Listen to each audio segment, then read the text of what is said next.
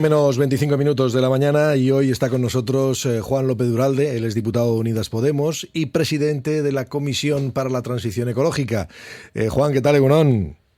Hola, Egunon. La semana pasada, el pasado jueves, salía adelante, ya en la comisión en el Congreso, salía adelante esa ley de cambio climático. Eh, Podemos estar hablando de que es un éxito, habida cuenta de la cantidad de tiempo que se ha dilatado precisamente el tener una ley de estas características.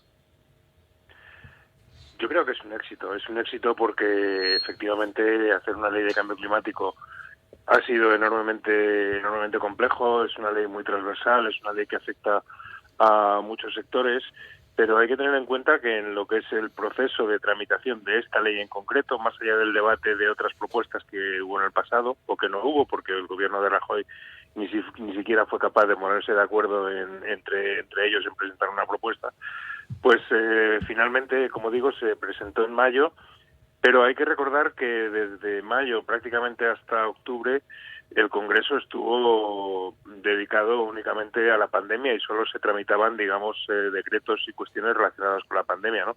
Por lo tanto, lo que es la tramitación real empieza en octubre, ¿no? Entonces, bueno, yo creo que hemos conseguido, para una ley muy compleja, con más de 800 enmiendas, pues un nivel de consenso y de apoyo pues importante. ¿Cuál es el riesgo de esta ley? Que voy a poner un ejemplo, porque también se sacan otros decretos y se firman otros compromisos, pero luego al final esto no tiene consecuencias. ¿Esta ley va a ser de obligado cumplimiento o se establecen solamente apartados de sugerencias?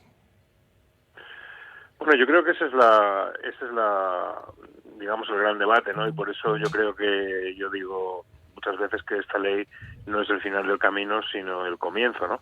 Porque ahora hay que cumplirla y ahí se establecen los objetivos. Ha habido mucho debate sobre los objetivos, pero realmente a mí lo que me preocupa es que la ley se cumpla, porque ahora se obliga a los ayuntamientos a establecer zonas de bajas emisiones, pero son los ayuntamientos los que tienen que hacerlo. Se insta a un montón de medidas. Bueno, algunas están, el resultado se ha visto ya, ¿no? Lo vimos en Euskadi el otro día con el tema de del final del proyecto de gas en Subizana, en Vitoria, y esto de alguna manera demuestra que efectivamente la ley está para cumplirla y que vamos a ver cambios en muchas cuestiones, ¿no? ¿Para usted se ha quedado corta la ley? Pues la ley es lo más ambiciosa que puede ser en el contexto político actual y con las fuerzas que la han apoyado. Es decir, no hay que olvidar que realmente pues tenemos una composición parlamentaria muy diversa, donde para sacar una ley de estas características adelante hace falta que participen muchas fuerzas, y en ese sentido pues yo creo que la ley no le falta ambición. Hay que tener en cuenta que estamos hablando al final, la realidad es que estamos hablando de reducir las emisiones de gases de efecto invernadero a la mitad en una década. Yo creo que esto es un esfuerzo muy importante, y no solo eso, sino que además decimos que en el 2023 tiene que revisarse ese objetivo, ¿no? Por lo tanto, yo creo que verdaderamente lo que tenemos por delante es un cambio muy profundo, y en ese sentido pues a mí me parece que no le falta ambición, pero como digo, es la máxima ambición que hemos conseguido para que la ley sea aplicable, para que no se quede en un cajón, y también porque también otra cosa que nos daba miedo es que fuera un brindis al sol, ¿no? Que digamos que las empresas, los sindicatos, etcétera, nos dieran la espalda y que dijeran, bueno, esto no hay quien lo cumpla. Entonces, bueno, yo creo que es una ley cumplible y ambiciosa. Bueno, realmente iba acompasada un poco con lo que en estos momentos llega de otros lugares, ¿no? Llega de la corriente internacional también. Sí. Es evidente, ¿no? Sí, sin duda, sí. Evidentemente es una ley que nos pone, digamos, al día con Europa, ¿no? Con otros países europeos, y establece más o menos los mismos objetivos que el resto de países europeos en los referidos y en esfuerzo que tenemos que hacer a partir de ahora, ¿no? Bien, es verdad que en el caso de España el retraso desde 1990 acumulado es grande, es decir, que hubo un aumento de emisiones, y eso es lo que hace que aparentemente nuestra ambición sea menor, pero la ambición no es menor si la consideramos del esfuerzo que tenemos que hacer a partir de ahora, ¿no? Pero es verdad que llevamos un retraso. Sí, porque aquí estamos hablando de reducciones en la ley, ¿no? Estamos hablando de reducciones de las emisiones de CO2, por ejemplo, en un 23%, pues para 2030, ¿no? Con lo cual estamos, yo creo que bastante lejos del 55% que se había marcado la Comisión Europea, por poner un ejemplo, ¿no? Sí, pero si miramos el esfuerzo que tiene que hacer nuestra sociedad y nuestra industria, como digo, como llevamos ese retraso acumulado, pues el esfuerzo es similar al resto de países europeos, porque la diferencia es que en la Unión Europea en estos años ha habido una reducción del 25%, mientras nosotros hemos aumentado un 20%. En fin, todo esto es un poco lioso para el oyente, pero lo importante es que a partir de ahora el esfuerzo que tenemos que hacer como país y como industria es similar al de otros países europeos. Yo creo que eso es lo más relevante, ¿no? Bueno, eso es relevante, y luego que esto nos va a cambiar, ¿no? Nos va a cambiar nuestro modelo de vida, energética, quiero decir, en los próximos años. ¿Se van a Claro, notar, pero es que la se van a ir energía notando esos cambios realmente? se van a notar, sí. Es que hay que tener en cuenta que la forma en la que nos dotamos de energía es la que vertebra nuestra sociedad. Es decir, hoy la sociedad en la que estamos inmersos es la sociedad de los combustibles fósiles, que empieza a desarrollarse a partir del siglo XIX, ¿no? Ahora tenemos que cambiar a una sociedad basada en las energías renovables y por lo tanto y además con menor consumo energético, y eso nos va a afectar y lo vamos a notar. ¿Cómo lo vamos a notar? Pues va a cambiar la movilidad, van a cambiar las ciudades, tiene que cambiar efectivamente las estructuras y las infraestructuras energéticas, y todo eso evidentemente lo tenemos que notar necesariamente, ¿no? Y luego esta ley se complementará con otras que también son imprescindibles, como por ejemplo una nueva ley de economía circular que básicamente también impulse pues una mayor durabilidad de los productos, una menor generación de residuos. Es decir, que el cambio que tenemos que hacer es amplio y esto es un paso, claro. Bueno, sí, es un paso, y eso es evidente, ¿no? Ha mencionado antes el asunto de Subijana. Al principio había dudas sobre si se mantenía la posibilidad de la exploración, aunque no la explotación de los yacimientos, etcétera, de gas en este caso. Eso ya ha quedado solventado, ¿no? Porque incluso el propio gobierno vasco parece que ha renunciado ya a cualquier otra posibilidad de mantener viva todavía esa llama, por decirlo de alguna manera, ¿no?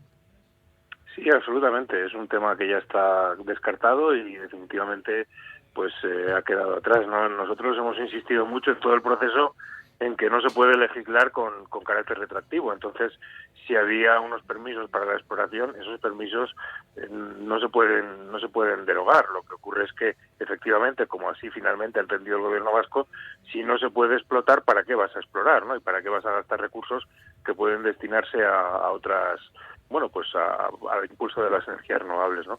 Bueno, yo creo que también ha habido un poco de intención en ese debate, ¿no? Es decir, que realmente nosotros hemos insistido una y otra vez en que efectivamente no se iba a poder explotar ese pozo, y finalmente pues ha sido así, y afortunadamente, como digo, es una consecuencia ya directa y visible de la aprobación de esa ley, incluso cuando todavía está por terminar el trámite en el Senado.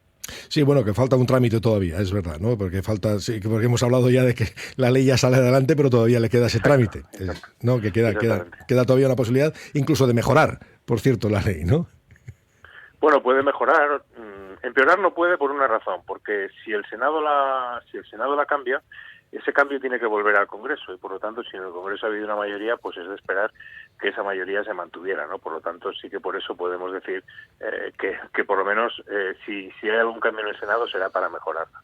¿Le preocupa, por ejemplo, que algunas fuerzas se hayan quedado fuera de la aprobación? Es decir, que esto pueda ocurrir como con las leyes de educación, que cada vez que cambia un gobierno, pues aquí tocan lo que sea. No me preocupa, porque realmente, bueno, Vox, ya sabíamos que la extrema derecha es negacionista, ya sabíamos que no iba a apoyar la ley en ningún caso, con lo cual con eso contábamos desde el principio, y la posición del Partido Popular no ha sido una oposición frontal, incluso han apoyado algunos artículos complejos. Entonces realmente no esperamos que el Partido Popular arremeta contra esta ley en caso de que haya un cambio de gobierno, y eso de alguna manera lo que hace es que garantiza que la ley va a tener una continuidad, ¿no? Lo cual además, pues yo creo que políticamente es importante, porque estamos en una legislatura, como todo el mundo está viendo, con una enorme polarización, con una enorme tensión. Entonces, bueno, pues yo creo que el resultado, el apoyo con el que ha salido adelante esta ley, creo que garantiza su continuidad, y como digo, dado el contexto político, no es un asunto menor. Juan, ¿cuáles serán nuestras fuentes de energía a partir del horizonte que se nos avecina? Pues claramente la apuesta de la ley es por las energías renovables, es decir, vamos a un horizonte basado al 100% en las energías renovables, eso es el sol, eso es el viento, eso es la energía del mar, la hidráulica, es decir, aquellas fuentes que, bueno, pues que la naturaleza nos aporta y que hasta ahora pues hemos desaprovechado o no hemos aprovechado adecuadamente, ¿no? Luego se apuesta también claramente por la electricidad, por la electrificación, sobre todo en el transporte, para reducir esa dependencia de los combustibles fósiles, en este caso del petróleo, ¿no? Que supone para nuestra balanza de pagos una deuda de 50.000 millones de euros al año, es decir, que gastamos muchísimo dinero en importar petróleo. En cambio, pues sol y viento afortunadamente tenemos, y en eso sí somos ricos. Sí, el problema está en si somos capaces o va a haber muchas fuerzas resistentes a que la evolución sea la que, bueno, todos pronosticamos que va a ser, ¿no? Ese es el gran problema que tenemos muchas veces. Claro, esto es una batalla que no es fácil. Bueno, lo estamos viendo globalmente, no es algo que ocurra solo en España, ¿no? Y desde hace mucho tiempo ha habido pues una obstaculización de la lucha contra el cambio climático que hace que globalmente vayamos con mucho retraso, y esa obstaculización no es neutral, es decir, que hay intereses económicos detrás. Fundamentalmente esto ha sido promovido tradicionalmente por las empresas de combustibles fósiles, ese negacionismo, que por cierto, una de las estrategias del negacionismo, y por eso en un momento dado nos pusimos a acelerar el proceso de aprobación de la ley, es que todo se retrase, porque efectivamente, pues siempre poniendo las dudas por delante, dicen, bueno, es que no estamos seguros, es que entonces al final no se hace nada, porque como nunca tienes la seguridad completa, esa es la estrategia negacionista, ¿no? Y en este caso, pues nos hemos tenido, en un momento dado dijimos, o tiramos adelante o esto no va a salir, porque es que siempre estamos con la misma historia, ¿no? Y afortunadamente pues así ha sido siempre. Bueno, de todas formas igual puede ayudar al desarrollo más rápido de la ley, pueden ayudar incluso, bueno, la situación y el contexto en el que estamos. Y me refiero, por ejemplo, fondos europeos que van marcando un camino precisamente hablando de eficiencia energética, etcétera, ¿no? Esto lo pueden acelerar la transición. Sí, yo creo que eso es digamos que a los fondos europeos, o a la llegada de fondos europeos, beneficia la aprobación de la ley, en el sentido de que pone, como digo, nuestra legislación al día con el resto de países europeos, y por lo tanto, pues la aportación europea pues está en ese sentido más fácilmente consolidable, ¿no? Se puede consolidar mejor si hay una ley que garantiza cuál es la hoja de ruta hacia la que deben ir esos fondos europeos, ¿no? Teniendo en cuenta que uno de los ejes estratégicos fundamentales es la transición verde, la transición ecológica, pues la aprobación de la ley facilita también y ayuda a que esos fondos lleguen, ¿no? Lo cual pues también es una buena noticia. Pero digamos que lo que nos ha movido más ha sido la necesidad de tener una herramienta de lucha contra el cambio climático, ¿no? Y como sabíamos que no íbamos a llegar a la perfección, pues decidimos que, bueno, pues vamos a intentar lo máximo posible y avanzar con ello. Bueno, más allá de la ley, es que estamos ante uno de los grandes retos que tiene la humanidad, ¿no? Porque, sí, sin lugar a dudas. Claro, porque sin lugar a dudas, y además la comunidad científica lo ha dicho ya muy claramente, blanco sobre negro, por ejemplo, que el COVID está muy vinculado al cambio climático y a la degradación ambiental, ¿no? Eso ha sido demostrado con la degradación del bosque en el sudeste asiático, en fin, el aumento de murciélagos, etcétera, etcétera. Todo eso está estudiado científicamente, ¿no? Es decir, que el cambio climático no es solamente los problemas de los osos polares, sino que son pandemias como la que estamos viviendo. Sí, va más allá de que la gente deje de tener frío, ¿no? Con un par de graditos más.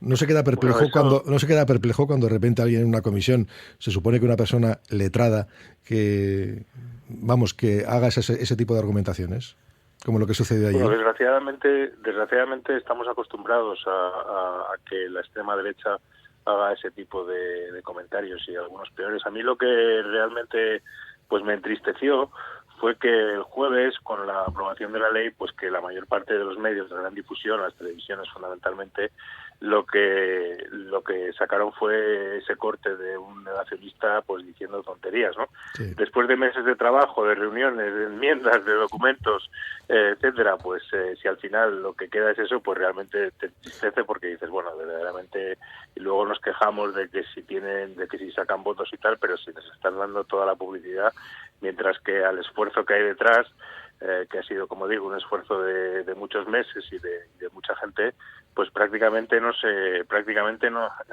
tiene cobertura. Entonces, claro, luego dicen, es que los políticos no hacen nada y tal. Bueno, claro, si de lo que estamos haciendo lo que sale es la tontería del negacionista, pues vamos mal. Sí, eso es la parte frustrante, ¿no? de toda esta historia. Totalmente. De todas formas, cuando estaba hablando precisamente de los retos que tenemos de futuro, teniendo en cuenta de que el COVID lo que nos ha simplemente hecho es un paréntesis en lo que podían ser, bueno, pues retos ambiciosos para la humanidad.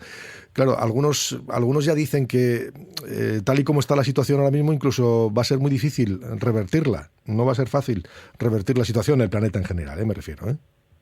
Bueno, el daño que se ha hecho está hecho y eso no es reversible. Es decir, que no empezamos de cero. Lo que estamos tratando es de evitar que el daño sea catastrófico, que sea todavía mucho mayor. Entonces es ahí donde podemos actuar, pero como dicen los ecologistas, la extinción es para siempre. Es decir, una especie que ha desaparecido es una especie que ya no está con nosotros. Ya han desaparecido muchas y siguen desapareciendo, ¿no? Por lo tanto, de lo que se trata es de impedir que el daño siga aumentando, se siga agravando y llegamos a una situación catastrófica. Eso es lo que estamos tratando de evitar. Los daños que se han hecho ya están hechos. Bueno, pues vamos a intentar, ¿no? No sé si con esta ley o con las que luego vayan sumándose, porque esta ley va a necesitar, decía antes, ¿no?, que va a necesitar también de otras que vayan también marcándole terreno y probablemente tengamos que evolucionar, porque esta ley lo único que marcaría sería la trazabilidad que habría que tener entre todas las organizaciones. Sería transversal, no trazabilidad, sino transversal, ¿no?, en todos los organismos, porque todos tendríamos que funcionar igual en adelante, pensando en un futuro distinto.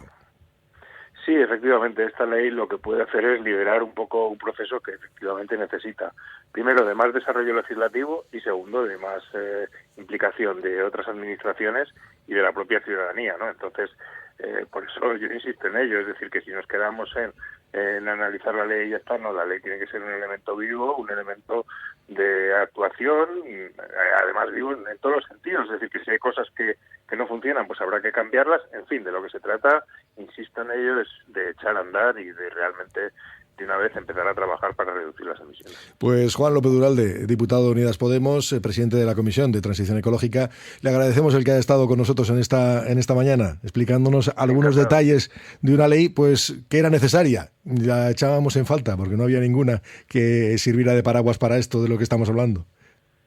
Pues encantado, eskerrik asko. Eskerrik asko, Juan.